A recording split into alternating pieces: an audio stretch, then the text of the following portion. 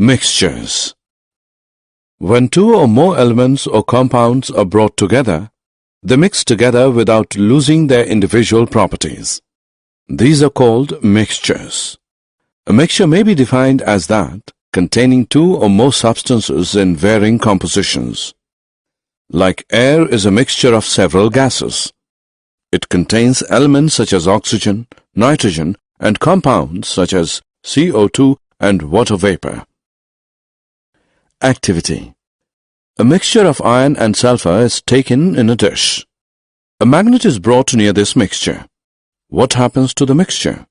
Only the iron fillings get attracted to the magnet. Add carbon disulfide to the mixture. What do you notice? The sulfur particle dissolves while the iron fillings remain unaffected. What do you understand from this activity? We can understand that individual components of a mixture retain their original properties. Here, iron retains its property of getting attracted to a magnet, and sulfur retains its property of dissolving in carbon disulfide.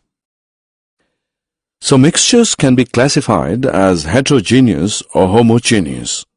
Solutions are homogeneous mixtures at the particle level.